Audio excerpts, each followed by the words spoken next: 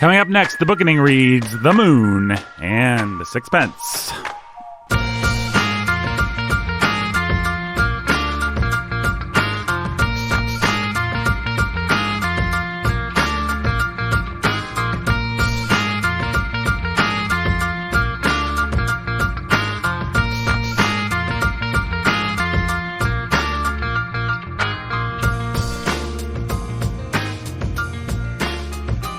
Hey everybody, welcome to the Bookening. My name is Nathan Albertson. I'm your humble and obedient host. That's Brandon Chastain right there. He's your scholar who's a baller of reading. That's right, he's your scholar who's a baller of reading. That's right. He's not just anybody's scholar who's a baller of reading. He is the scholar who's the baller of reading of all the Bookening fans. Yeah, hey, I will be your scholar of the baller. Scholar who's a baller of reading. I can't even say You're going to be the scholar of the baller? Yeah, for the right price. I'll even sign a deed. We can have it notarized. Wow. Yeah, times are hard, Nathan. All right, let's make this happen. If anybody wants Brendan to sign any deeds Yeah. and have them notarized, we'll do it. Or it's a deed of me to them. Oh, we're deeding specifically you to them. Brandon. Okay. You will possess me. Is that something that's allowed in America? I thought we had a bit of a kerfuffle about that a couple hundred years ago. Wouldn't necessarily be slavery. I would just belong to them. We figure out what that means. Speaking of unfortunate racist overtones, this book has them. Yep. Nice transition. You're welcome.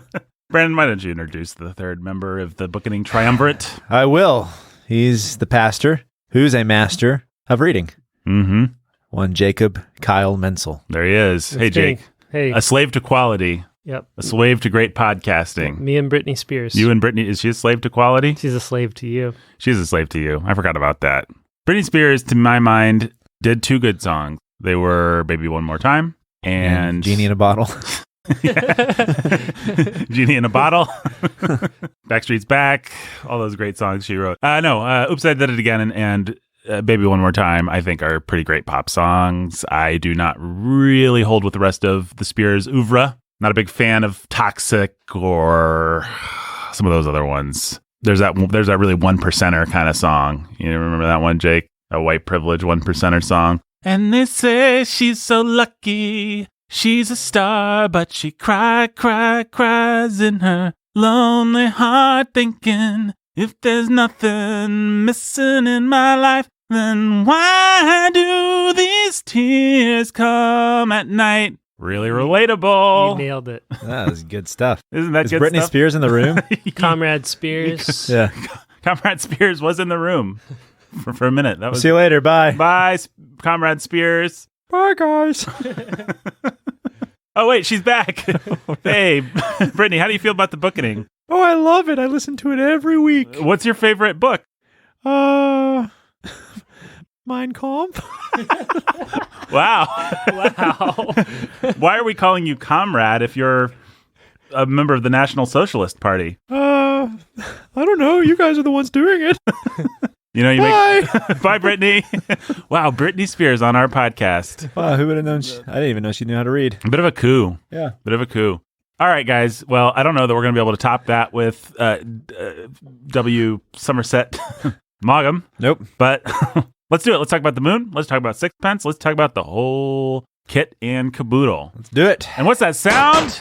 It's the contextual Texan's guns going off, indicating the part of the show we call Contextual Texan, where Brandon, who is from Texas, and is a scholar who's a baller of reading, offers some much-needed context for our work. The work in question today being The Moon and Sixpence by W. Somerset Maugham. Is that how we say that? Maugham. Maugham. Maugham. Maugham. Deep throat Maugham. You let it out of Hale and Hardy. Yeehaw! And you provide some much-needed context on this work. Take it away, Brandon.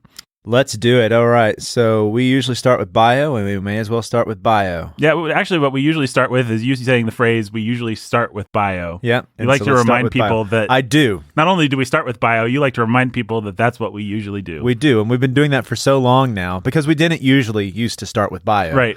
But then I started doing that. Right. And that's the way that things are now, but I still like to remind people of the way things are. Yeah.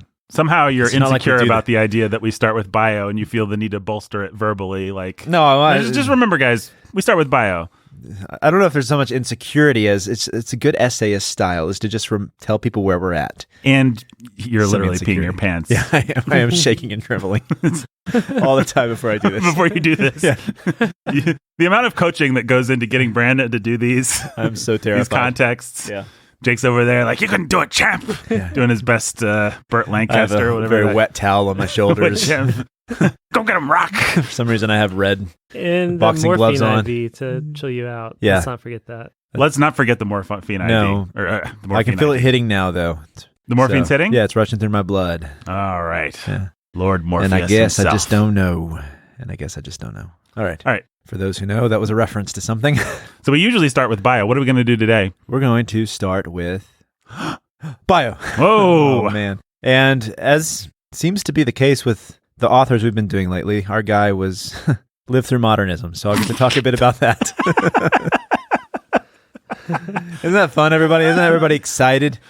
But he'll be more like a Kipling figure in the sense that he lived through modernism, but he really wasn't shaped by it. In fact, by the time modernism hits, and this will be more in the twilight of his life, he is looked at by guys like James Joyce and Ernest Hemingway, some of those, as a figure whose style was too fluffy, as someone who didn't quite fit the new aesthetic. And so he would be someone who was not really accepted by the new movements, even though he lived through it, and he was going to write some about the artists and the way that they would see themselves. I mean, there are parallels with Charles Strickland, the hero, the anti-hero, whatever he is of this, the focus of this novel we read. And people like Ernest Hemingway and James Joyce, they kind of tried to shape this mythopoetic idea of who they were that was completely out of keep with who they actually were. In fact, I was reading some articles and stuff about him. He was a fascinating guy, and he said at one point to a journalist or somebody who was writing some like New Yorker style essay about him. W. Somerset Maugham said, "You never want to let the public know too much about yourself because they'll always be disappointed." And so you kind of see that with the book we read here, that the opening chapter, I know you guys kind of didn't like that opening chapter, but it's a weird opening chapter, but it kind of sets this tension between the way that we want to think about the author, and then when that disappoints us, how that affects the way we actually look at their works. Right. And so this book is all about the perception of the author, and William Somerset Maugham, the W stood for William, lived his life that way, where he knew that there was a way the public saw him, and the way that he wanted the public to see him was kind of as like people at the time. There was the, what was that comedic group? The Algonquin table that would have been around the same time. They wanted the world to see them as wits and as kind of dispassionate critics of the world that had a little bit of a ironic chip on their shoulder, right? With this sarcastic wit that could just get to the heart of things immediately. And Somerset Maugham presented himself that way to the world, but then later, when he died, people who knew him well would say, well, actually, he was a sensitive, sympathetic man who was kind and good-natured when you actually got to know him. But the way he wanted the world to see him was a very different sort of man. So that's kind of the backdrop to who he was. And the way that we see him now is kind of that, I guess, very simple. The author I think that's closest to him was actually writing this that we've read would be H. Munro, who wrote Stretney Vashtar. There's actually a lot of similarities in their style even. And there's a lot of similarities in their life because both of them were homosexual. And W. Somerset Maugham was bisexual according to his account. He wrote a letter later to one of his nephews, I think, where he said that he lived his life thinking that he was 75% normal and 25% queer, but then towards the end of his life, he realized it was actually flipped, and he was just trying to force himself to be something that he wasn't. And so you have that tension in his life, because even at that time in England, you just had the stuff that happened with Oscar Wilde. He was imprisoned for being openly homosexual. And so W. Somerset Maugham lived most of his life in France to try and escape those sort of legal consequences for his life. Although with Wilde, he probably could have gotten away with it and have it be an open secret if he just hadn't pushed it. Yeah, he pushed it. Wilde made himself into a martyr in some ways that he didn't have to. He did, and one day we'll do Wilde because he's fascinating. And there's actually evidence that he might have repented and changed towards the end of his life, right? And so, because he wrote that long, I forget what it's called now, but he wrote this long poem towards the end of his life where he kind of suggests that he did. And yeah, Wilde's a really interesting character. He is, yeah. We'll have to do Dorian Gray one of these days. But Maugham, he fits into that sort of Oscar Wilde. Oscar Wilde's another good parallel for him. This public wit, I guess, is the word that I've been looking for. He's this public wit, public intellectual figure who people look to not so much as a scholar, but as just someone who can, like Dorothy. Was it Dorothy Parker? Dorothy Parker. Yeah, would have been another good parallel. So what made him that way? Well, he grew up in France because he came from a long line of lawyers, and his father was a lawyer. One of his brothers would grow up to be Lord Chancellor and have a very successful career, and it was expected that he would also become a lawyer. And he grew up in France because his father, basically he was a British representative, legal representative in France. And so he grew up in a fairly wealthy environment in France, and he saw the countryside, and he saw Paris, and he knew all these places that would become central to this novel we're reading today. So later in life, and we'll get to this in a little bit, I guess actually we can get to it now. Later in life, he would become an art collector because he really loved art, and he loved the sorts of Gauguin, Picasso, Monet. He owned a lot of these paintings by French and European revolutionary artists. And he had a huge collection. So at the end of his life, it was sold at Sotheby's for lots of money. He also had a soft place in his heart, a soft spot. A soft place in his heart, yeah. Which eventually killed him. No. He had a nostalgia for paintings that might not have been like the greatest paintings ever, but they were of like the French countryside and little villas in France that reminded him of his childhood. He said places where tourists would never go, but that reminded him of places he knew from his childhood.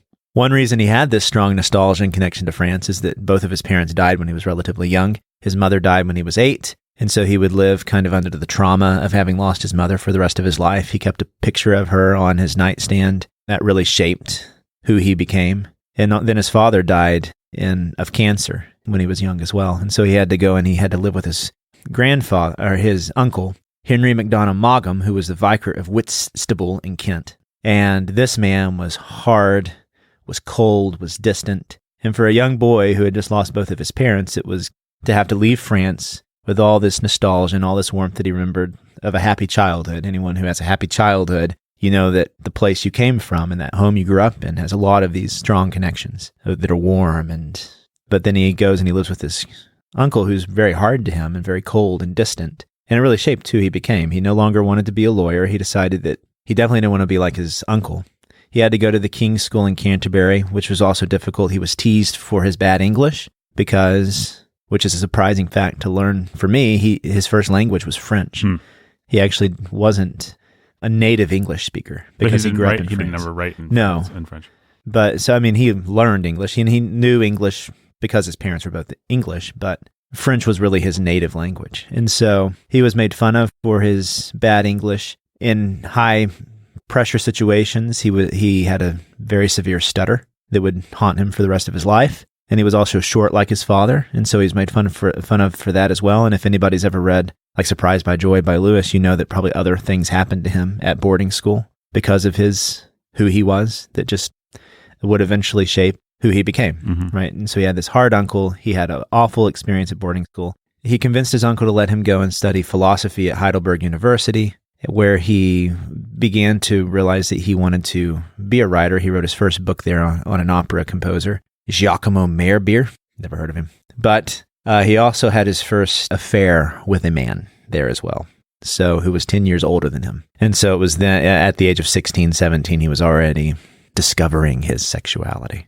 He came back to Britain, and once in Britain, he studied medicine at St. Thomas's Hospital Medical School in Lambeth. Now, are we still before 1910 or? Yeah, I guess I didn't say when he was born, did I? Yeah. He was born in 1874. Okay, so we're still in the 1800s right now. Yeah, he's like maybe a decade or so earlier than Lewis. Okay. And Tolkien. So, and that'll be important here in a minute. So he is quite literally the link between the Victorians and the modernists. Kind of like Kipling. Yep. Yeah. That period where he straddles there. It was while he was in London that, being a medical student, he began to meet people of a low sort and began to see people who were poor, and because of his medical situation, it took him there as an intern. And so this inspired his first novel, which was called Liza of Lambeth, which was kind of about, according to this, it's a tale of working class adultery and its consequences. But he drew from his experiences working in midwifery in Lambeth. And so, but this became a huge success.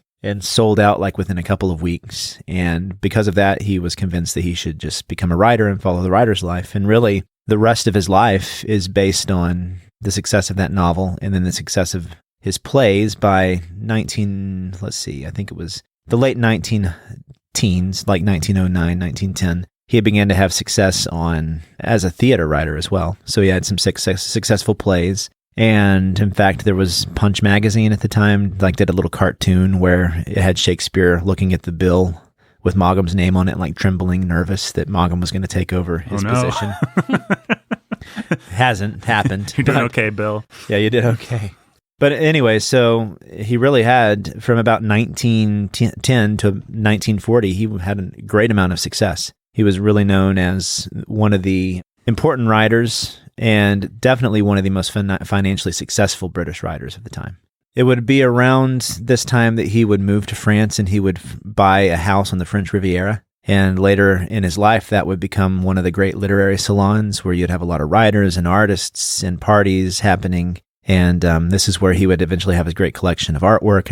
And this is where he would also move after his divorce in his first marriage. So right before World War I broke out, he married a lady named Siri Wilcombe, who was the wife of another man who he had an affair with, committed adultery with. And they had a daughter named Mary Elizabeth. And then like 3 or 4 years later, they were divorced. So they didn't stay married very long. But it was after this marriage that he really just outright accepted that he was a homosexual. And so he had one long relationship with, let's see, what was this guy's name? I don't know if it matters so much, but Haxton. And the only reason that Haxton was important to him is because, or to who he became, was because after World War I, and we'll talk a little bit about what happened in World War I here in a minute, he and Haxton traveled together. And Haxton was kind of the extroverted side to him and would bring experiences to him that otherwise he wouldn't have had. And so he met all these people and went to all these places because of Haxton. And they traveled to lots of places, including the Pacific, where they went to Tahiti and got some direct experience for the Moon and Sixpence, which he was already beginning to think about writing in 1916, even though the Moon and Sixpence, it wasn't published until 1919. So it was a work that he was working on for a while.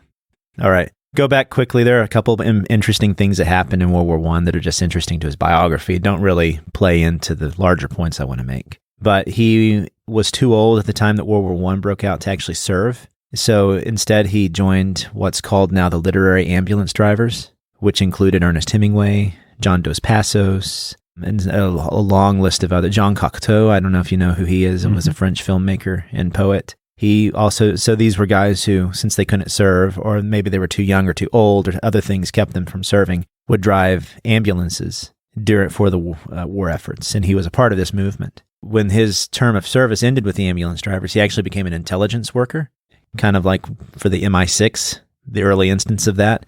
And so he did some work in Berlin at the time, who were trying to stop Indian revolutionary movements, which ties into a novel we read, Midnight's Children. So he was trying to oppose those sorts of things. And then also later, he would go to Russia, where he tried to stop the, what do they call it? It's not the Decembrist Revolution, but the revolution, the Bolshevik Revolution. Oh, wow. Basically. And he claims that had he been there 6 months earlier, he probably could have stopped it. So his mission was just to stop the 20th century from happening. Yeah. Basically, so, he just traveled but it's places. kind of, I mean, it's a fun fact. And, and there are other writers, so like Roald Dahl actually had a similar, he worked for the Central Intelligence of Britain at the time as well during World War I. And so, or maybe it was 2 for him, I forget. But either way, these writers would have these roles in kind of the James Bond. Yeah, well, Ian Fleming worked Ian for Fleming. MI6 too. In fact, so in the salon, people who would visit him and who thought of him fondly later in life, Rudyard Kipling came to visit him, but also Ian Fleming came to visit him and looked at, in fact, Maugham influenced one of his stories, I think. Ian Fleming, I think I can find that. Quantum of Solace is an homage to Maugham's writing style. That's fascinating. Which Quantum of Solace, the story is nothing like Quantum of Solace, the movie, by the way, folks. So yeah, so there's that connection. So anyways, after World War I, as I said, right. he became kind of a man of the world, and he traveled. He had been doing this some even before World War I, but he traveled all over and kind of took advantage of the life of the writer. He lived in, I think, Spain for a while, but he spent most of his life in France. During World War II, he moved to the United States for a while and lived in Los Angeles. And during this time, he took his paintings with him for the most part, but like most things in France at the time, they were all ravaged during the war efforts. And so when he came back, there was like a bombshell in his house, and all his paintings and his wine cellar was empty. And so he had to slowly rebuild it to become the salon that would be famous in the 50s and 60s. But the only reason it's important to note that he went to Los Angeles, or just at least interesting, is because like Fitzgerald, Faulkner, all these guys who were successful writers at the time, he was able to transition that fame as a novelist into the screenplays. And in fact, I think one of his screenplays ended up winning. So let's see. Yeah. One of his films, The Casuarina Tree, I think, led to a Broadway version, then was adapted, and with Bette Davis winning an Oscar for her role. And so he had some success as a Hollywood screenwriter as well. And so he kind of had the glitz and glamour that surrounds this success. In fact, even though the main narrator in The Moon and Sixpence is a lot like Maugham, there's that late scene where he talks about Abraham the surgeon and that other guy who kind of had success despite Abraham. There's kind of reason to think that that's also him kind of parodying himself, because later in life, when you had all these other writers who were now the Gauguins of their time, James Joyce, Ernest Hemingway, he said that he was kind of the front line of the second-rate writers. And that's how he saw himself towards the end of his life, was that he was just a second-rate writer who had never quite achieved what he wanted to achieve, right? He had never had that great spark of genius that he envied and admired in guys like Charles Strickland, for example, or these other writers that he saw. Part of that's because he lived through this tidal change in the way that people looked at writing. He lived through modernism, and I'm not going to talk much about it at all. But what happened is he has this florid style that it's engaging. I read Moon and Sixpence pretty much in one sitting, but it's not clean and hard and pared down and as perfect as things you would get from Joyce or Fitzgerald. I think we'll talk about this, but one of you guys, I think, made the point that seems like an early Fitzgerald. That's what I thought as I read this. Yeah. I just kept thinking of Gatsby or something like that, but just not as clean, as polished. It needed, what's the editor? Max. It needed a Max Percy. What is that? Max. I want to say Max Schreck, but he played Nosferatu in the movie Nosferatu.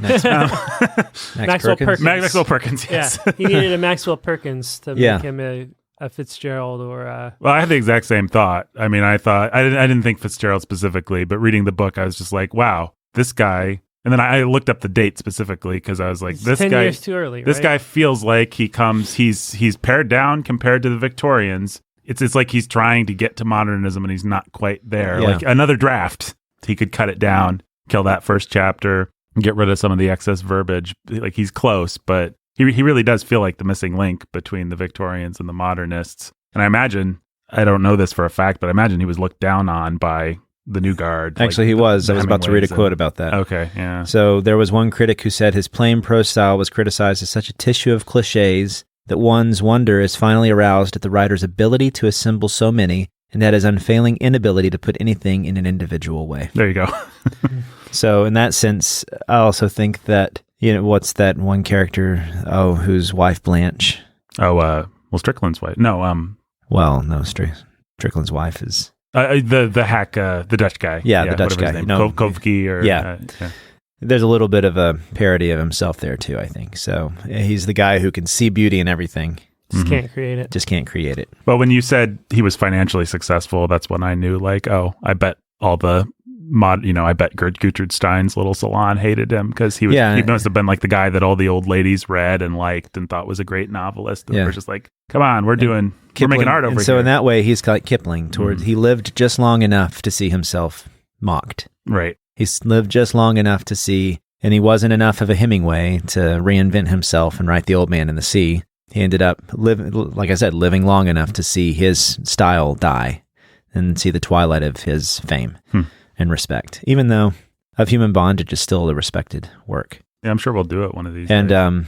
so anyways, it's interesting to see that sort of thing happen. And so I read a quote by Somerset Maugham where he said that what he really respected above anything else was a life that was like committed to beauty. And he said there's beauty in art, there's beauty in literature, but the best thing is the life that's beautifully lived. And that's the highest of all of them.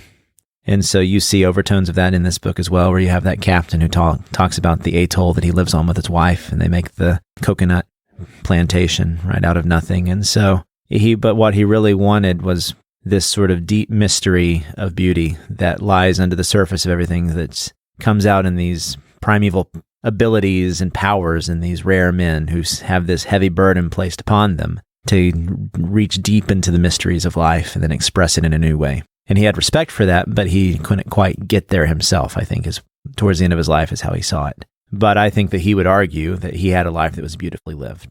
Towards the end of his life, when inevitably it came time to think about where his royalties were going to go, where his French Riviera estate was going to go, the daughter he had with his wife came back into the picture, and he tried to disinherit her to give everything to his new lover, Adam Searle. But she successfully sued him and won most of his estate, even though he still was able to give quite a bit to this new secretary, who is now known as his second lover. And that was that was the way his life ended, was that sort of peaceful life in the French Riviera, and then he died 1965. So lived kind of a long life to 91. It is interesting. So like Monroe, his homosexuality, he had to kind of try to hide it, and wasn't, even though it was publicly known that this was a fact of him, he didn't feel free to be that way as people do today. But one thing that's interesting just in terms of this book is a lot of these female characters were very strange, the way he writes them. And one critic made the point that one reason he writes about women this way is that he had to see women as sexual competitors. And so he had to try and read into them what he read and saw in himself. There's something kind of catty about the way he writes about women. And so a lot of these women that he gives these kind of masculine desires to, he does that because he sees them as competitors, which is pretty fascinating, because a lot of these, like the way that he writes about Blanche or the Tahitian women, was very strange. There was a lot of sexuality and stuff there that seemed a little bit out of touch with the way that things actually are. Well, that's good to know, because I never knew reading the book whether that was Strickland or that was Maugham, because obviously Strickland's supposed to be, have some interesting views on women. Well, yeah, and also there's even though it's not modernist, this is still a fairly modern novel in the sense that can you really even trust the narrator, right? Yeah. And that whole question gets involved. So he's got kind of that place in literary history where he is heavily influenced by what came before him, but not really a part of the movements that were happening during his life. So he really wasn't a modernist in the sense that Eliot and those guys, even though he knew them and respected them, they were modernists.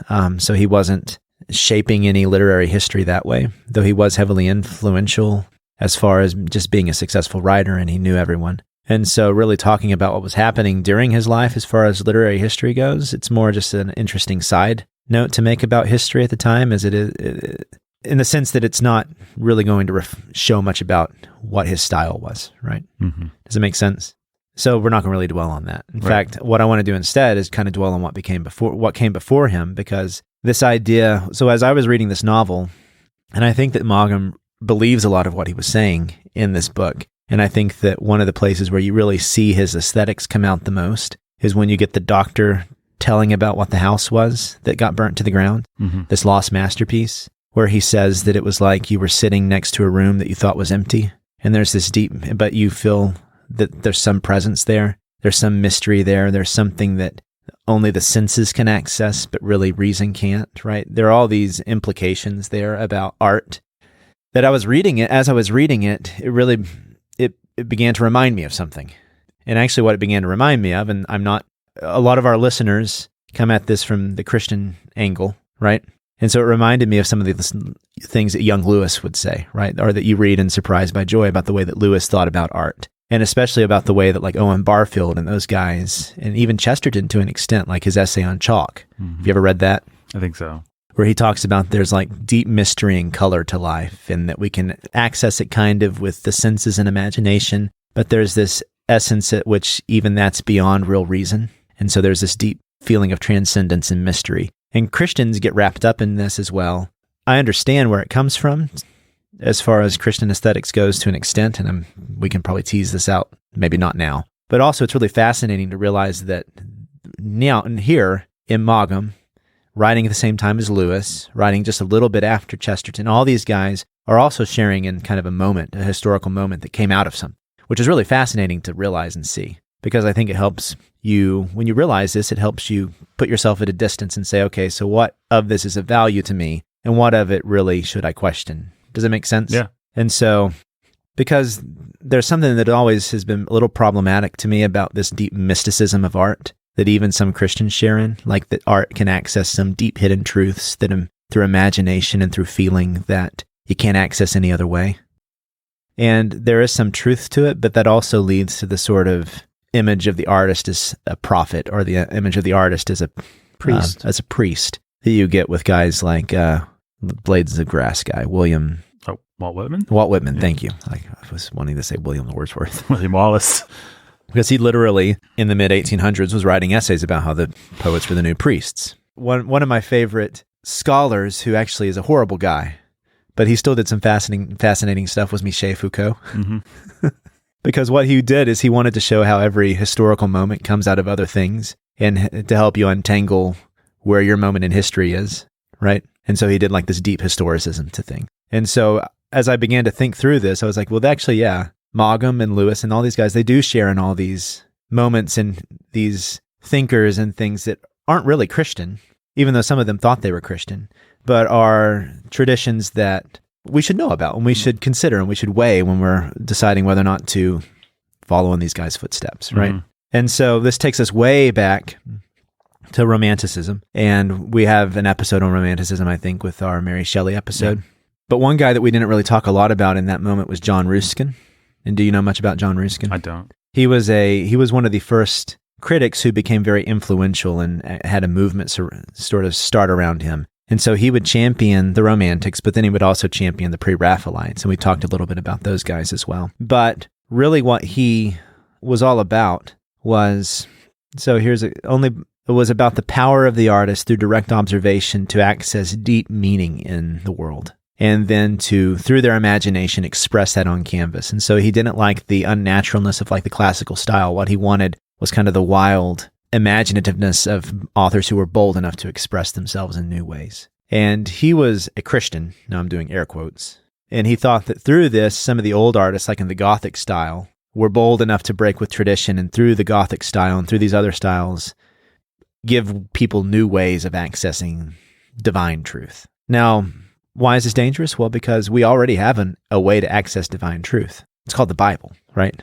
We don't have to have Gothic cathedrals give us divine truth. And so what this does is it begins to give the artists the power to access truth outside of biblical restrictions, right? Or biblical teaching. And so that's where I see some of the danger coming in. And this would carry through with the Romantics, then with Walt Whitman, and with then things that were happening in France. And we're going to talk a little bit about these. Is this fine? Mm-hmm. Yeah, please. All right. We've never talked about this stuff before, but I find it interesting. And so one of the things that Ruskin would say was that art is not a matter of taste, but it involves the whole man. And I'm reading, this is a summary of Kenneth Clark, who's a guy who studies him or has studied him. So he says, whether in making or perceiving a work of art, we bring to bear on it feeling, intellect, morals, knowledge, memory, and every other human capacity, all focused in a flash on a single point. And so in other words, it was all about the moment of inspiration and then how that is expressed on the canvas. And so for those who remember us talking about the Pre-Raphaelites, it makes sense why they would be so heavily influenced by a guy like John Ruskin, or why John Ruskin would love those guys, because they were fighting against everything that was they considered conventional, to go back to things that were before that, to try and really express nature as it was, the colors of the world as they were. That was a really interesting movement, because it actually led then to a separation where you had the guys who were devoted to realism, and then you, like I think Millais, a British painter, but then you also had the guys that would then be swing more towards the medieval mysticism, like Dante Gabriel Rossetti, and later in his life go more towards symbolism and expressiveness with color and the stuff that would lead to the symbolist movement, things like you would see in anthroposophy, and these ideas that through imagination and through feeling beyond reason, you could access truths that people couldn't access before. This is heavily also influenced by other romantic thinkers like Keats' idea of negative capability, where we, through just pure imagination, can somehow access truths that we haven't had before, and we can just do away with reason. And so Ruskin, I can give you the exact dates of Ruskin. He's pretty early. This was like 1819 through 1900. So he would have been living during when Maugham was a young man. The next guy that I wanted to talk about was Walter Pater. So he was another guy like John Ruskin. He was a scholar of art, and he wrote the Renaissance. He was the one, I don't think Maugham mentions it in this piece, but he wrote about the Mona Lisa in such a way that it made Maugham really excited to see the Mona Lisa when he was a young man. But when he then went and saw it, he was disappointed because it was nowhere near what Pater had described it as. But what he realized was that Walter Pater was part of what's called the aesthetic movement, where what matters is the way we see art and the way that the artist wants the world to look to us. And so it's all about that transaction between the person who looks, like that artist friend of his who married Blanche, the hack, who actually, though, has a good taste. He can actually see what the artist is trying to say because he has the right knowledge and the right sensibility. And so Pater was a big champion of the art for art's sake movement. In other words, that the work of art is what matters. It doesn't matter anything outside of the work of art. What matters is what the work of art is trying to do.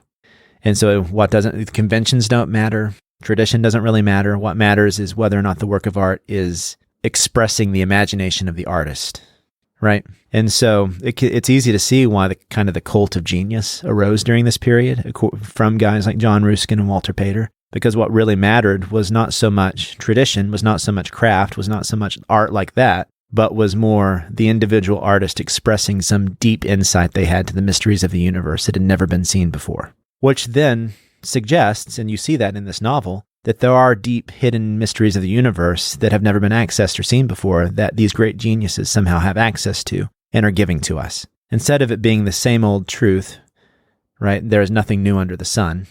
Instead of it being that way, what it is it's not vanity of vanities. Instead, there are new things that these geniuses can give to us. And so you see that it's kind of a dangerous line these guys are walking. Walter Pater also claimed to be a Christian. But what they were doing was really emphasizing this sort of mystical individuality that I'm sure was probably part of the church at the time as well, right? I'm sure that you had movements within Christianity that were going along this line as well that would lead to things like this, right? It's not surprising that during this time you also had a swing towards the symbolist movement. And so Arthur Symonds, Owen Barfield was kind of a late proponent of this, who would be a part of the Inklings, where they believed that through symbol and through image, you could express eternal truths that you couldn't express in any other way, through metaphor and through all this sort of stuff. And what it does, or what this did, and what it still does today, because you still see this kind of tendency in certain movements, is it really gives power to art that is dangerous. It lets art have this sort of mystical hold on the imagination that we think that through art we can have experiences that really are profane, right? Because they're not coming from the right source. They're similar to these guys are trying to have what Isaiah had in his transcendence, but Isaiah had it because God gave him a vision, right? He saw God. These guys think that through art they can see God. And so I hadn't thought of it this way before, but it's kind of like building a Tower of Babel, right? Mm-hmm.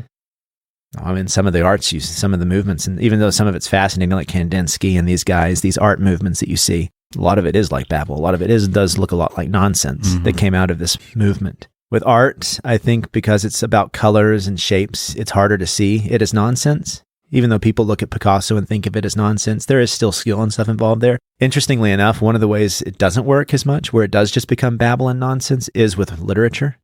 So like Finnegan's Wake is one of the biggest jokes ever played on literature, in the sense that it's just awful garbage, and yet everybody thinks it's wonderful. But it is just absolute garbage, and I have never had one person convince me that it's not.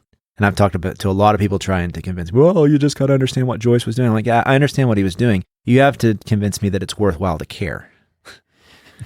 Right? And we'll have this conversation a lot when we get to Beckett. Yeah. So I've been thinking about Beckett for the last 5 minutes. I mean, this is all good background for the Beckett episode coming up as well. So let's just take a step back then again and see how the movements in art that lead up to Gauguin, the guy who inspired this book, and then we can talk a bit about this book and be done. Sound good? Yeah, sounds good. Yep.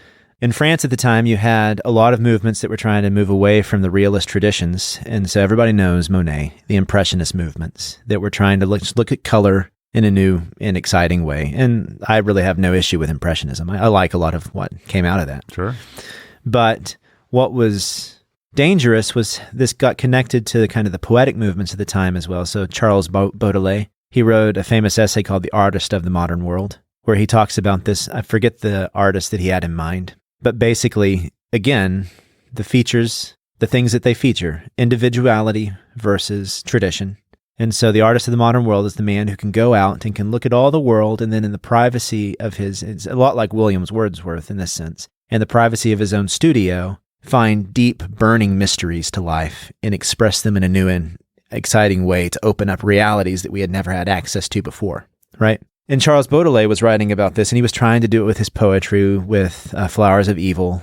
And then you also see him influencing Stephen Mallarmé, who was a French symbolist poet at the time, who wrote some nonsense that a lot of people like. And then they would influence some of the British writers at the time, like Swinburne, who was a major poet trying to write these deep mysteries. What ended up happening is that a strange illusion happened, where instead of now having great art, you had artists who could have been good had they tamed themselves, instead rolling around in narcissism. And so people began to confuse narcissism with great art, right? While some of it did succeed, like I think Hemingway was one of the few successes. Hemingway actually managed to turn his writing, this sort of cult of genius, into great writing. I don't know if you guys agree with that, but I do. I think some of it was Hemingway books that aren't fatally flawed by I think some the of same it, thing. Exactly. And I think that some of it might be like Tolstoy, it was despite himself, right? Because what he was trying to do, actually Hemingway is an interesting case because Hemingway was actually trying to put restrictions on himself. And one of the things that these guys didn't want to do was restrict themselves, right? So Hemingway was this interesting figure where he had this larger than life reality he lived, but still he tried to have it with rules that he followed. So that's where the cult of genius, that's where it led to, was to really strange situations like the Bloomsbury group of Virginia Woolf, where you had all these people, or the Algonquin table, I'm assuming as well. All these people get together and they all think they're brilliant and are going to create brilliant writing together. And some of it really is good. Some of it does have beauty involved, but it's not because of what they think, right? It's not because they're accessing deep truths or showing realities to society that we had never seen before, right? I think that's one thing that Bookening has shown over and over again, that even with guys like Tolstoy, who do it better than anyone else has ever done it, they're still doing it because they're giving us truths that are subservient to the ultimate truths of the Bible, right? Mm-hmm. And that's and you see these things seeping into even late Lewis with. So what was fascinating to me is this explains exactly what was happening in Till We Have Faces. What he was trying to say with that weird bloody priesthood stuff, and Orul with seeing the faces and all that, and all the suke stuff that happens near the end, was he was splashing around in the same septic waters that Maugham is splashing around in, and all these guys are splashing around. They're making mud pies when they could be having a holiday at sea, right? Hoisted on his own petard. So, and so it's really hard to unknit all this stuff and see where the truth is, because there still is truth that God gives us deep metaphorical realities and beauty in nature, right? He has written himself into nature. But the way we go about that, the way we understand that, and the way we position ourselves in light of that is very important. And it's just fascinating to see this cultural movement in this cultural moment right here in the 20s and 30s that has caused us so much grief in the past, and trying to unravel it. It was kind of eye-opening to me, and I really wanted to talk about this because I think that what Maugham's doing here is related to what Lewis was trying to do, and some of the stuff we weren't happy with was even related to some of the stuff Chesterton tries to do. And it really helps you understand how these men are not above their times, and how we can still respect and appreciate what they were doing while also being wary of how they were breathing the air that everybody else was breathing at the time, right? Mm-hmm. I don't think that that's bad. I don't think that kills our darlings doing that. I think it just helps us understand. It also helps us realize how we might be doing it ourselves, right? And it makes you careful. You realize, well, yeah, if Lewis and Chesterton were doing it, then why might I not be doing it? And it helps you just be humble and ask yourself, plead with God that he would give you the mercy of seeing it in yourself as well, right? So anyways, I think that's all. Nicely done. Thanks. Nicely done. It's interesting to think about Tolkien in relation to all that. It is. There's a guy who's just like, I like fairy tales. Yeah. Everyone else should too. He's kind of a breath of fresh air, isn't he? Well, he's a guy that I think was like, ugh, these septic waters, as you so metaphorically called it. These septic waters smell bad. I would really like to have nothing to do with this. And yet I have all the same instincts and like all the same things. And so I'm just going to try and be as cut and dried about it as I can. Like, I like fairy tales. Here's a big one. Enjoy. It means nothing, actually. Yeah. And it's like Tolkien was actually running so far from that stuff that he's wrong. Like, he thinks his story means nothing when in fact it does mean something. Like, but that's because his humility brings that right. to it, right? Well, and it's I think we are, like you were saying at the end there, we are, as humans, we are metaphor makers, and we're supposed to be. Yeah. We're just not supposed to be horrible narcissists about it. And we're not supposed to think it's something that it isn't. And or giving us truth that we can't find in the Bible. Right. Exactly. Which is really interesting that one of the characters he respects ends up saying he's had that life because he believes in God. That was a really unexpected turn in the Moon and Sixpence. That was interesting. Yeah. I didn't quite know what to make of that. I guess one last thing. Sure. This is really brief. This novel is based on Paul Gauguin, or Gauguin. You can go and read about him, but his life loosely mirrors that of William Strickland. Just kind of Charles Strickland. Just that's my contribution to this episode. Just kind of amplified to 11. Strickland's amplified to 11. Yeah. And so he is the mythic creature that Gauguin tried to pretend he was. Right. Even though Gauguin kind of had some of those things, he was very loosely related with, not very loosely related, he was related to Van Gogh in the sense that he kind of caused the trauma that would eventually lead to Van Gogh cutting off his ear and all that stuff. He was a mentor to Van Gogh in some ways and also a parasite to Van Gogh in some ways.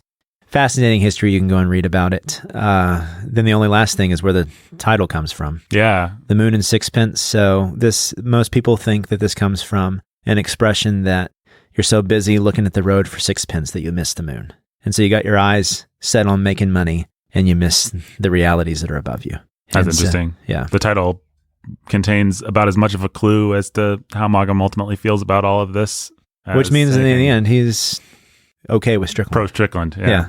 In Of Human Bondage, the novel's protagonist, Philip Carey, is described as being so busy yearning for the moon that he never saw the sixpence at his feet. Well, there you go. There you go. I guess the metaphor works both ways. It works both ways. Oh, well, there you go. Maybe Maugham is against Strickland then. Uh-oh. Oh, boy. But yeah, but it comes from that kind of expression that one way or the other, you're missing the thing in front of you. Yeah, and the question is, which should you be valuing? Yeah. All right, folks, I'm going to show you the Sausage Factory right now. I could do another episode because Brandon's given us a long context, but I think I'm going to do a long episode because I don't think we're going to get a whole nother episode's worth of discussion out of Moon and Sixpence. Well, I mean, I kind of think that my context shows what I think of the novel. What do you think of, well, real quick though, baggage? Anybody got any baggage? Zero baggage. I knew almost nothing about Maugham. I've never read of Human Bondage. I've read of Human Bondage and I liked it. It was fine. It was not as engaging as this. This was strange. So I think I've just got a couple things to say about the novel. One, it had a style that was very engaging. It did grip me. I agree. And it made me want to read from beginning to end. I agree with you guys. The first two chapters are weird. I had a little trouble with that. I think it was more just, not that it wasn't interesting, just the sense, it was more that I was really worried that's what it was going to be. Yes, well, exactly. It was like, oh man, am I going to read a whole bunch of... It's a little bit like Tolstoy. Once I finished War and Peace, I was like, oh, I'd love to actually go back and read some of those philosophical sections that I skimmed. Like, because I had this narrative lust, it's been slaked. Now, a lot of his essays are pretty interesting, but they were in the way of the other thing that I wanted. I wouldn't actually mind going back and rereading those chapters now, but I did mind them then. Yeah. They were in the way. Yeah. And it's so antithetical to any rule of writing now. Like, I'm going to go out of my way not to grab the reader with anything, like, besides this philosophical idea until... Well, the philosophical idea is going to be arresting in and of itself. Right, that'll be... But I submit to you that this book would be well remembered if not for those two chapters. It's just my personal theory that those two chapters, like 'em or lump 'em, they have made this book obscure. Like, when we were looking for this book to send to our patrons, who, by the way, sign up for $50, patreon.com/the Bookening, we will send you nice copies of the books that we are going to read in time for you to read them. We couldn't find a nice copy of Moon and Sixpence. there were some nicer copies. People like to play up the fact, his little lover girl, especially cover artists like to play her up. So there were a lot of scandalous covers, which is ridiculous for this book, but just shows you what can we sell about the Moon and Sixpence? I guess there's this native chick. She probably didn't wear that much. Draw her. So it's pretty funny, actually. All the kind of almost pulp magazine, like the most dirty covers I've ever had to contend with, and by far for the Bookening were Moon and Sixpence, which is just ridiculous. But except that it keeps talking about sensuality. Yeah, it does. I mean, sensuality that's not sensuality. It's a spiritual sensuality. It's spiritual. So, the artist wasn't so much interested in showing the spiritual sides of the sensuality. Let's just say that. Yeah. But it was funny. Where was I going? Oh, just this book is not popular. People haven't heard of this book. It doesn't have a hold on the popular imagination. Interestingly enough, though, do you know whose imagination it apparently does have a hold on? Who dat? Stephen King. Really? Yeah. I can find where I saw that. Yeah, this comes just right from Wikipedia. Stephen King places a rich collection of Maugham's books in the house where most of the plot is set in misery, and incidentally praises Maugham's mastery of storytelling. Apparently, it also appears in something else by Stephen King later in life. So it has 2 appearances in Stephen King. Huh. So, yeah, for what that's worth. There you go. All right, I love this book, actually. Yeah. It's great. Sold. If Stephen King tells me to love it. Well, I really do think probably, I mean, I don't know. I found this book to be pretty compelling, pretty well written, interesting, posed an interesting question with its protagonist. And I just wondered why it wasn't better remembered. And I really, my pet theory, there's no way of proving it, is that too many people got tripped up on the first two chapters and never made it. You just start with that narrator telling about his life. It's instantly, that's a pretty good beginning to a Brideshead Revisited type book. Yeah. But I think that's part of it, and I also just think part of it's, like we said, he was caught up in the middle of this wrong person at the wrong time, or this storm of things that were changing, and he wasn't going to be remembered as much as those guys. I mean, if Human Bondage is still in print, you can find that at the store. Yeah, but Brandon, you were going to give more thoughts though on the novel. You said you liked the first 2 chapters better than me and Jake because you're a snob. Yeah, because I'm a snob. That's right. I think those were your words. Yeah, I was sitting drinking my sherry and listening to Only Bach. Right. Those first 2 chapters look especially good when read through a monocle. Yeah. Oh, they do. Yeah. And I grew a mustache just for this purpose, and I was twiddling the ends of it. Yep. Yeah. So there you go. Yeah. And I bought a house in the French Riviera. And we burned it down so that your great works could never be seen. Yeah, that's right. What? Oh, yeah. So what I found interesting about it's got overtones of what would be popular in postmodernism, where it's very meta in the sense that, what's his name? He wrote, what did he write? Barbarians. I'll figure his name real fast. J.M. Coetzee. So J.M. Coetzee, he's a very postmodern writer and he has this book that he recently wrote. I forget the title of it, but it's a lot of this main story, but then under the story would be footnotes. Similar to Nabokov, Pale Fire, where it's the first of it's a poem, and then the last of it's an essay about the guy who's giving his thoughts on the poem and the genius that wrote the poem. So it's postmodern in the sense that it's playing with the idea of critics existing who have criticized this guy who never existed. And so even at the end of the novel, he gives you footnotes that aren't real. Did you guys see those? Yes. So they're footnotes about books about Strickland that never existed. Right. Yep. And so he's playing with that form a little bit, and so that makes he's experimental in that sense, and it's fun. But also, that early chapter setting up the tension that he would be exploring, which was very central to Maugham's life, of the reverend son who tried to whitewash his father's legacy. And when you get that at the end with the wife who claims to have had a fond life with her husband, right, versus the novel that kind of gives everybody what they want. The study that gives everybody what they want. And so I think he's trying to find the middle ground between those two and give you the truth of who Strickland was. Because you imagine that the one was all about the scandal. That's kind of the picture he's giving you there. It was funny, after the Sun published his story, the sales for the paintings went down. Isn't that what he said? But after this guy wrote his, then the sales went back up again. Right. Because really what people are buying is not so much the art as the life behind the art, right? And so that's his criticism. A large part of this novel I read is also satire. in the sense that he may not really be suggesting that Stricklands exist, but that we want Stricklands to exist, and that's what we imagine the artist to be. And so that helped a little bit with realizing that maybe this isn't completely serious. A little bit of it is tongue-in-cheek. Because there is it's supposed to be a little... that this great genius painter was actually just some brute who... Because there is a lot of parodic elements to it, in the sense that this guy, like Gauguin, he was an artist from a young age. He didn't just become an artist. So this idea that this guy for 40 years lived a just humdrum life and then suddenly shifted to become this guy. Although I was fascinated to read, Gauguin did go to Tahiti, did take a 14-year-old lover and had a couple of kids by her. Yeah, all that's reflected. He didn't die of leprosy in some dramatic twist, and then his great art was burnt. You know, all that stuff's melodrama. And so I can see elements of that, which is interesting, the sense that maybe he's making a little bit of fun of it. The idea that we think that the artist has to be monstrous and that we wouldn't ever like the artist if we met him, but that his work is beyond that. Because the early Strickland, there's nothing to suggest that he'll become this great artist. He's a boxer, right? And a stock trader, and just seems to be your average guy. And then suddenly he's taken by this desire and passion to write, which the only explanation this guy has is like demon possession. Mm-hmm.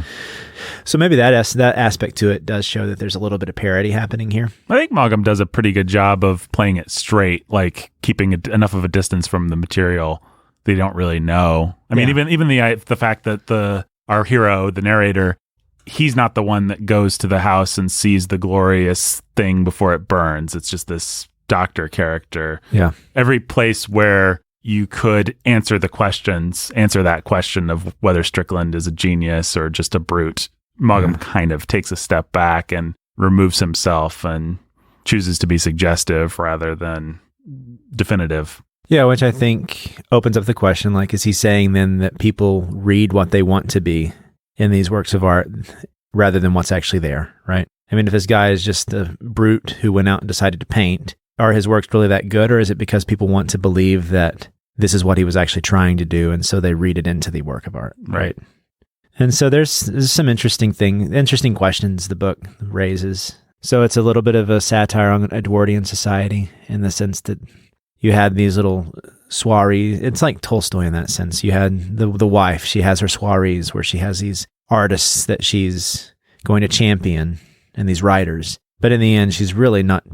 She kind of likes them, but it's also about her positioning herself and then how swiftly her husband's reputation changes towards the end of the novel. It's making fun of that whole social world and how thin it is. Mm-hmm.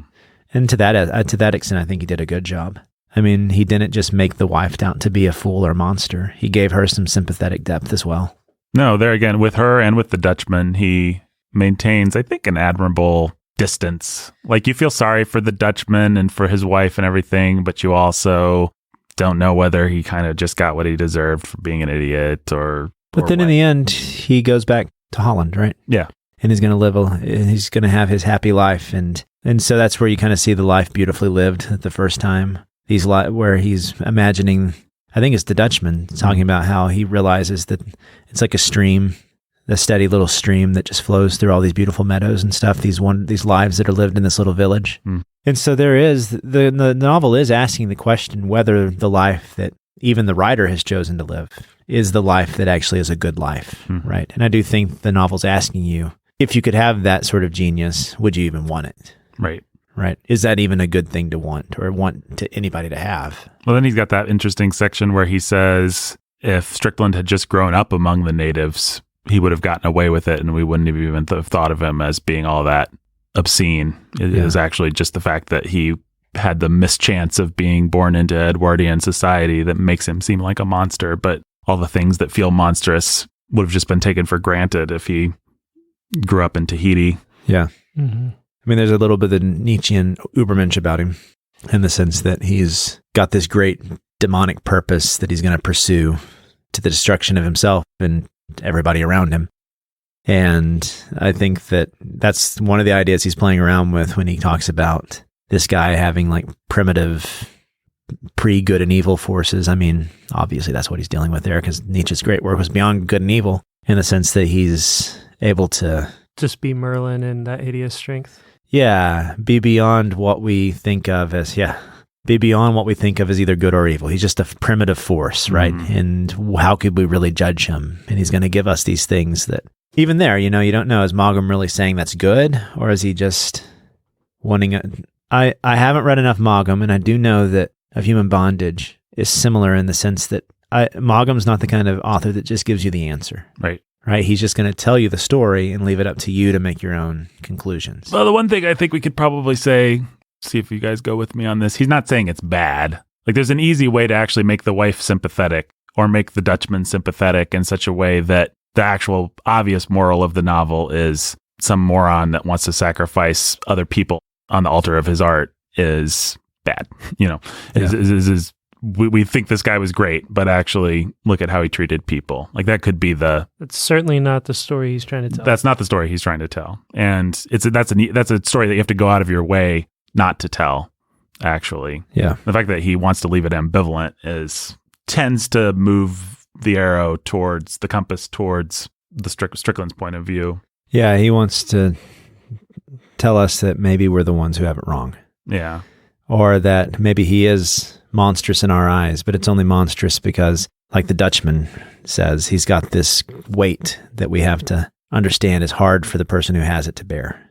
So I think there are, in a novel like this, if you're going to try to find the right point of view, it's usually through whatever character seems to be the most sympathetic. Mm-hmm. The doctor towards the end, where you kind of have the aesthetic, I think, ultimate expression of what Maugham sees as ultimate real value in art come out there in this lost painting or the lost mural. And then also in the Dutchman, even though he's made fun of by everybody and he himself is a hack when it comes to his art, he knows it, but he also has the eye of a critic who is unerring.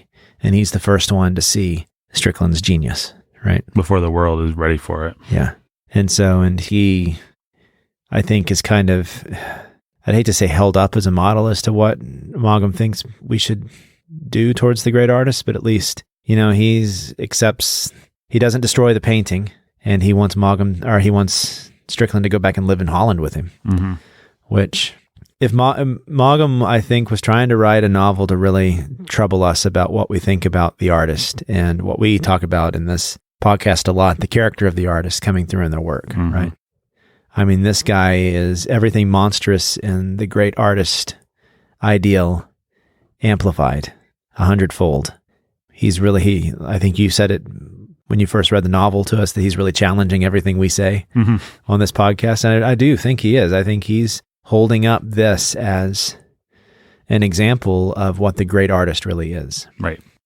What if you use the C.S. Lewis Jesus test? He said he was these things, so he's either a madman or he actually is the Son of God. If you apply that test to Strickland, you have really two choices. He's either a great artist or he's a sadistic madman. And the fact that the book is going to go out of the way to say, not quite a sadistic madman, you're kind of left with he must be great.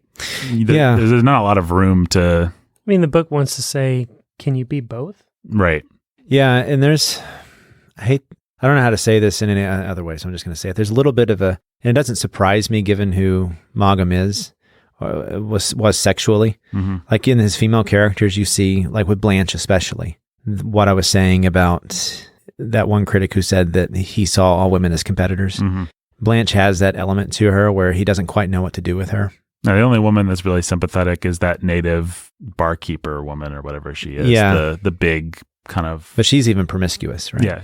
I mean, she's as manly and... I keep wanting to say the word butch. I mean... debauched in a manly and a masculine butch sort of way. She's one of the boys. Which is what I was... And she treats sex like one of the boys. And she treats the more female women as sex objects, actually. Yeah. Like, hey, Strickland, let me hook you up with this babe over here. Kind of, that's her attitude. Which, as far as the plot and even the style of this book goes, there's an effeteness to it that kept striking me. I read Brideshead Revisited this year for whatever reason. Yeah. And it very much reminded me of Evelyn Waugh and the whole atmosphere of debauchery. And soft and watercolored. Yeah. But even in his lack of commitment, Mhm. There's a sort of effeteness in his unwillingness. So, like Kipling or not, he was willing to just take a stand and make a point, right? Mhm. And that's not That's how the elephant got his trunk. Yeah. Yeah, exactly. That's completely lacking with Maugham. Well, it's like Sredni Vashtar with Munro. There's a lack of commitment to any actual truth. No, Saki's a really good parallel, I think. Yeah. H.H. Munro is the same guy. Brendan Glowers Thank through you. his monocle and calls him by his Christian name. Well, actually, it's because I completely forgot that he had his pen name. But Brandon's not a snob. Well, maybe a little bit. No more so than me in my different way. Monroe's a really good parallel. He's a really good comparison point because he's all about the snappy banter, which Maugham's really good at. All the dialogue is fun, and the showdowns between Strickland and the narrator are good and witty, and just. Although, did you find it to be lazy that he would do that thing that almost like what Tolkien does when he's like, "Well, this is really good poetry in Elvish," where he's like, "Oh, actually, I cleaned it up for you, Strickland." He just grunted and he communicated everything so non-verbally that I can't quite put it like they did. Right. So instead, I wrote like a witty, witty banter for you. Every bit of dialogue is just me. I think I would have been more sad about that if it had been, like, I'm not going to tell you what Strickland said because I can't. But instead, it's like, here's a fun, colorful, witty version of what he said. Like, I'm going to put in extra work almost. I don't know. Or if it had been like he was actually Shakespeare and his language was supposed to be great and high and mighty. And he just didn't fill up to expressing how great and high and mighty it was. Yeah. Right. So, I mean, at least Tolkien gets around that by just creating his own language and writing Elvish poetry for us, which, as far as we know, is great. We don't know. Oh, man. What a weirdo Tolkien was. Yeah. But some of the some of the effeteness comes out of just lack of willingness to take a final position. Mm-hmm. It's like even there's that one part where he's talking about how all these authors are bold if they realize they have a little movement that's behind them. Mm-hmm. And so, but when you don't have the movement behind you is where real boldness comes out, and Strickland just had nobody behind him. But then even at the end, Strickland is taken in and becomes a part of a movement, right? He becomes accepted. And that's kind of where some of the value comes in and why he writes this in the first place. And so there's all these questions like, can even Strickland really escape the machine that he just despised and hated, right? To be fair, this novel would not be half as compelling if Maugham just answered any of those questions in a blatant or definitive way. The entire point of the novel is to ask the question and then leave you to it. Yeah. So yeah, I think I agree with you that there is something effete about his approach ultimately to this. But it's compelling. And that is what, I will give this novel that it is compelling and it's well written, and I found it very interesting. Yeah. I'm glad I read it. It's one of the few novels that it's short enough that I just sat and pretty much read. I had started it a while back and had slowly been, but when I actually sat down and committed myself to it, I finished it quickly. I think it took me 4 goes to get through those first 2 chapters, but after that, it was pretty quick sailing. And part of it is it here or is it somewhere else that a quote I read by Maugham that writers are really interested in what's perverse and he says that in here, right? And so there is some evidence to that in the sense that he makes it interesting. Mm-hmm. As nasty as Strickland is, you still want to kind of stick with it, right? Yeah. So. Well, I always like those. I can't think of another one off the top of my head, but those novels are always interesting to me. I'm a narrator and I met this guy once and I never could make head or tails of him. And let me just tell you the whole story. That's a great hook, I think. Yeah. Here's some weirdo and we're just going to find out what he did and have to make sense of it. Jake, did you enjoy this novel? What did you walk away from Moon and Sixpence with? I don't know that I walked away with anything. A compelling read, like you guys have been saying. Enjoyed reading it. I came away not having any idea what to say about it, which is why I haven't had much to say about it. It's an interesting artifact of its time. Yeah, it's not. And it raises some interesting questions. It doesn't raise them in such a way that I felt personally this book actually almost should be more of an affront to the Bookening because it is arguing the opposite of what we have said now in almost 200 episodes. Well, look, if you have to be a colossal monster in order to create great art, then great art's not worth creating. So let's burn it all. And it's a question of whether or not it should even be worth enjoying if that's what it takes. You know, No. I was the answer is no. It is no, and we've argued that for almost 200 episodes now.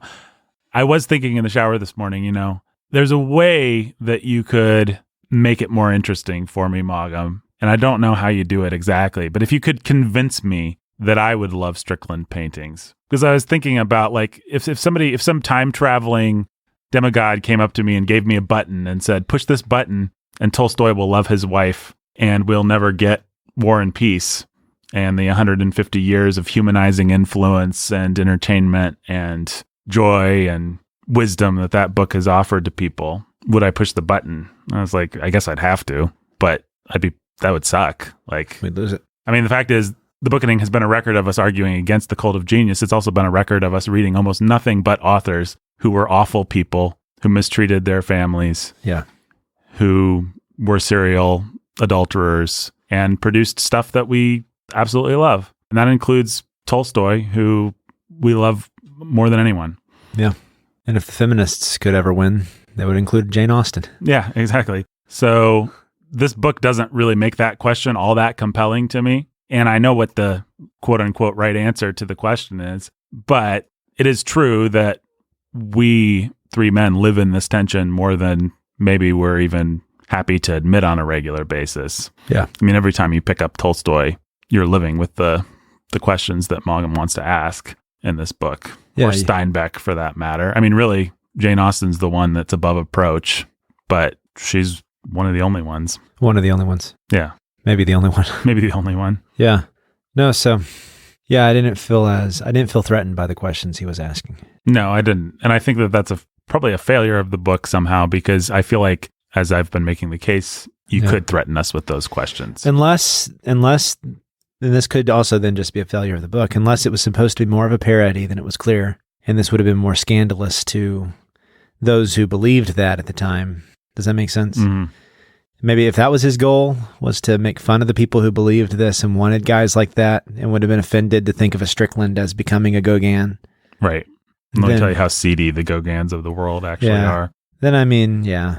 But again, that gets back to the point that he's very unclear as to what he wants you to take away, other than just sort of this airy mystery about things. Yeah. And so, yeah.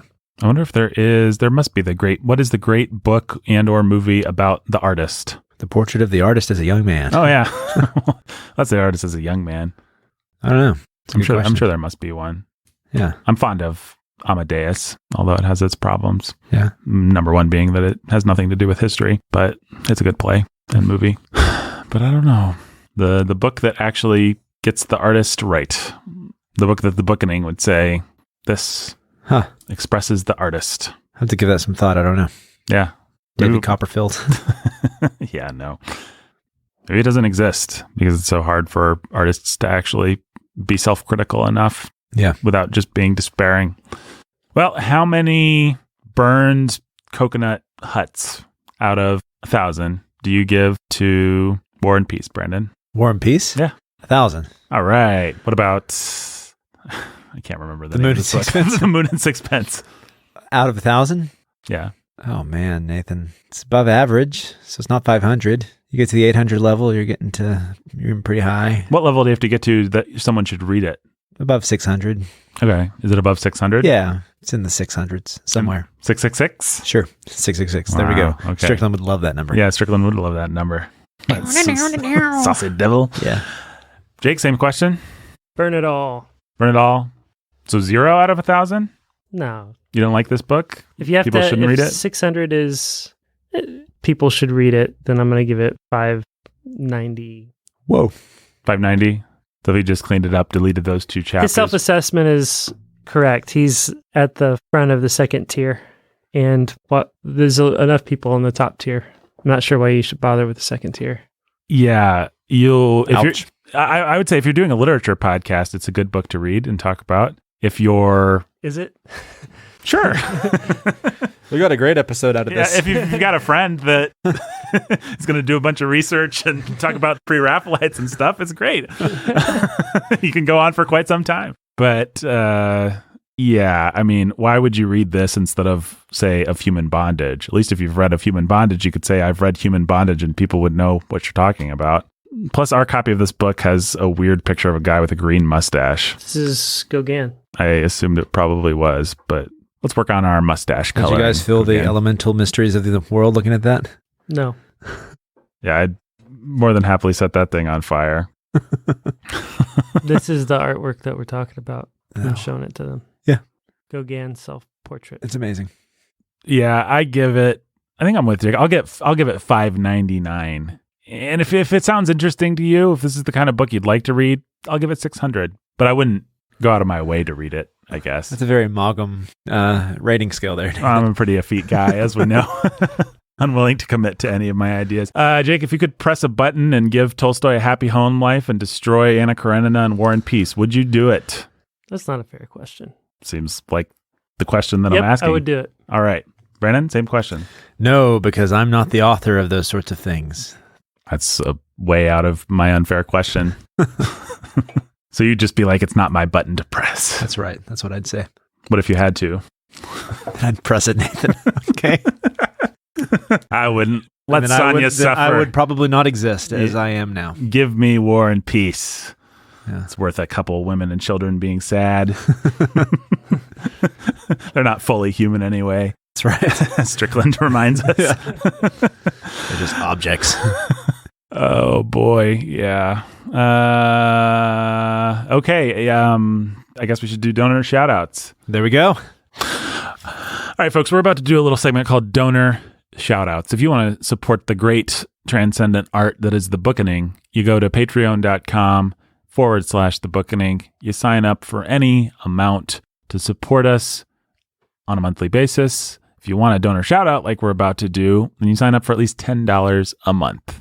If you want us to send us copies of the books, in many cases, or in 100% of cases, better than the copies we were able to find of the Moon and Sixpence, you sign up for $50 a month. There's lots of other levels, and you can just give what you want, and we appreciate it, and we love you. And to show how much we love our patrons, we're going to do donor shout outs starting right now. I believe the conceit from last episode is that you guys will be saying the color that these patrons most what's the word for embody? Yes, that's what I'm looking for. The color that we think these patrons most embody. So, without further ado, Robert and Rhonda, the Lovebirds. Brick Red. Amethyst. The Artful Anthony Dodger. Maroon. Argent. Little Anthony's Cigar Store. Jazzberry Aubergine. Jam. The Immortal Chelsea E. Razzmatazz.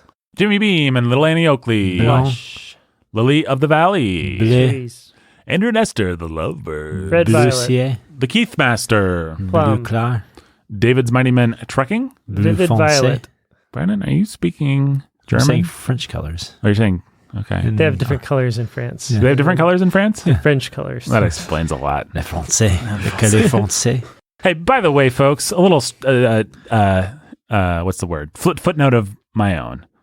The Algonquin Round Table was a group of wits. A lot of them wrote for The New Yorker. They met at the Algonquin Hotel. They included such people as Dorothy Parker, Robert Benchley, Ring Lardner, James Thurber, a lot of famous humorists and essayists from the first half of the 20th century. And what they liked to do was be very witty with each other. There you go. And so they'd spend all day like thinking of clever repartee and Sounds great. they'd, there's stories of people that would come in with just like one line that they were ready to deliver, and they'd deliver it and then they'd leave, or they'd spend all day leading people into their trap so that they could say their clever line and then they'd leave. And Wow. Dorothy Parker was the master of it all. So there you go. Great group of people. Wrote a lot of funny stuff. James Thurber wrote, what's that thing? Ben Stiller made it into a movie, Secret Life of Walter Mitty. Robert Benchley wrote a lot of funny essays that hold up. Jaws. Getting things done. No, that's Peter Benchley. Brandon. Dorothy Parker wrote a lot of really funny, nasty reviews of plays and books from her era, and she's just fun. She also said, when she was asked to define horticulture, you can lead a horticulture, but you can't make her think. Now, let's continue with the And in case you can't tell, I like a lot of those people and think they're fun. And it's kind of a good setup for Godot, because if you think about that strain of people sort of hitting the strain of people that Brandon told us about today, you get Beckett. Now, where were we? Don't know. Me neither. Had I said the immortal Chelsea E? Yep. Jimmy Beam and Little Annie Oakley? Yeah. Yep. Lily of the Valley? Yeah. No, I said the Keith Master. Yeah. All right. David's Mighty Men Trucking. Blue Marie. Jean and Jill and Little Baby Max. Royal Purple. Jay and Katie, You Are Cold and Love Cheese, and also C.S. Lewis, including Till We Have Faces. Chartreuse. Fairy Princess of Wonder and Happiness, Mother Beth. Cramoisi. Consul Prime Adam. Keisha. Jeremy, the Dark-Hooded Lord of Death. Pink Claire. Flamingo. Nathan, not me. Purple Pizzazz. Maya.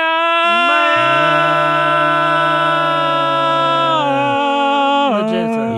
Ryan the Red Avenger and the Ladies Wild of Justice. Strawberry. Danny the Dude. Violet Red. DJ Sammy G. Lavande. Betty and Dana Tiberius. Marron. Scarlet. Eric and Catherine from Yon Window Breaks. Noir. Mahogany. Professor on Lady X. Oh no. Fuzzy Wuzzy Brown. Was Fuzzy Wuzzy Brown an improvement on Oh No?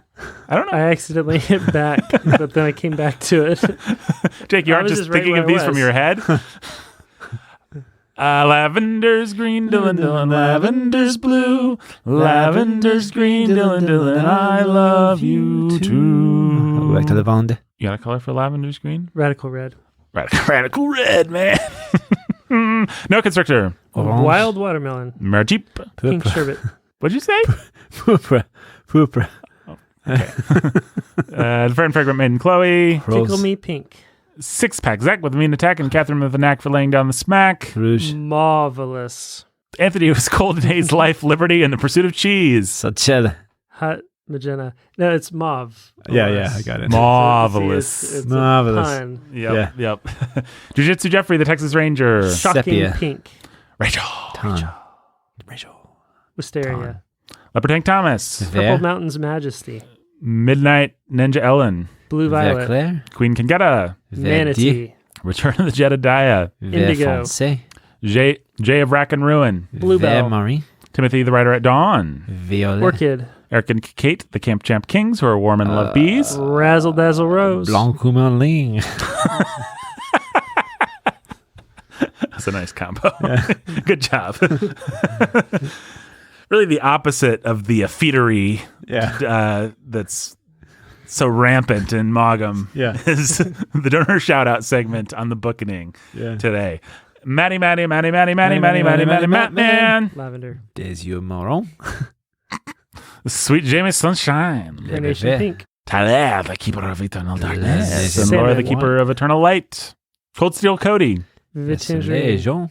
Jacqueline, the librarian barbarian. Le Chevaux Blanc. Bittersweet. By the way, Jacqueline, thank you for listening to episode 98 and discovering, along with other people who listen to it, that there is no mention of the Bookalarian in that episode. That either our notes are wrong or it got cut out of the episode. And Will never exist. but I'm glad that you got to hear us giggle and how much I like The Big Sleep and how indifferent the other two are to it.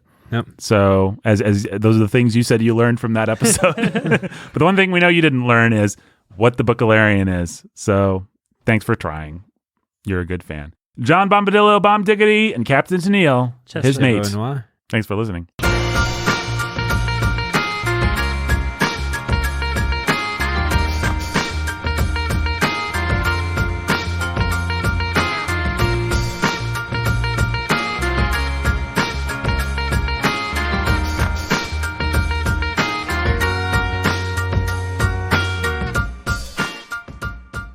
Bookening today, performed by Brandon Chastain, the master of the verbal essay on Maugham.